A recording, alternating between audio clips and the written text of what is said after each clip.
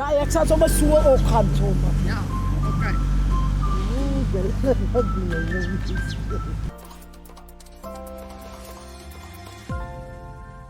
Radio Fynbos in samewerking met Revolve Productions kuier dan nou vanoggend hier by Tuin op die Brak. En in hierdie winteroggend kuier ons bietjie by Erika Bouhera.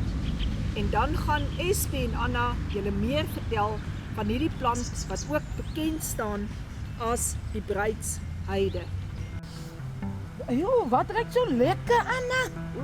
Dis van die Erika Bouhera. Jenne, maar hy is mooi. Ek skilder hom sommer, want hy kom ons van 'n skildenaar af.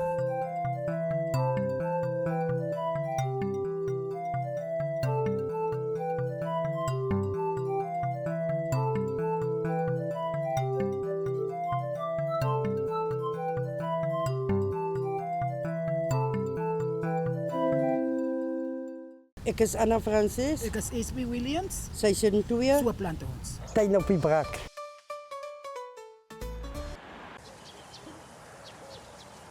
Die Erika Bouhera staan bekend as die bruidsheide, soos die ligpink en die wit, maar nie al die swarte heide nie. Die Erika Bouhera is van Suid-Afrika en Weskaap. Hulle strek van Riversdal tot Metro.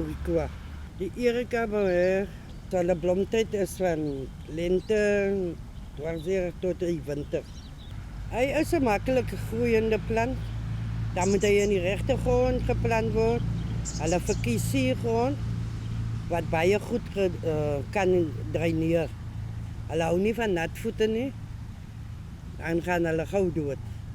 Te veel water is hulle einde. Eider te min as wat jy te veel gee. Hulle is droogtebestand. Die Erika Bouhera kan in beddings gedoen kom en aan rotsteine kan dit ook geplant kom en in potte. Maar dan moet dit 'n goeie dreineer wees dat hulle kan goed groei en aan die grond moet ook nie so klei grond wees nie. Die plant kan as snyblomme gebruik word, soos ornamentele plant in die tuin. Die Erika Bouhera kom in pink en in wit voor. Sonvoëls lok hulle en bye en skoenlappers. Die Erika Bouhera is vernoem na twee Oostenrykse skilders wat dit graag geskilder het.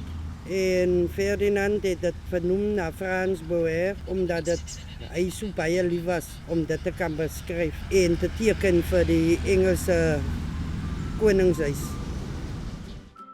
U dan nou gekyk na die 4de episode van So plant ons en ons is reeds in seisoen 2. Ons het opgeneem hier van die mooie Tuin op die Brak aan die ooste kant van Stilbaai. Hoop ons sien julle gou-gou weer. Bly warm in hierdie koue wintertjie. Gaan ons gaan.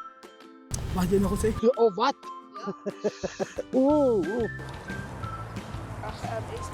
Ek is Anna Francis. Ek is SP Williams.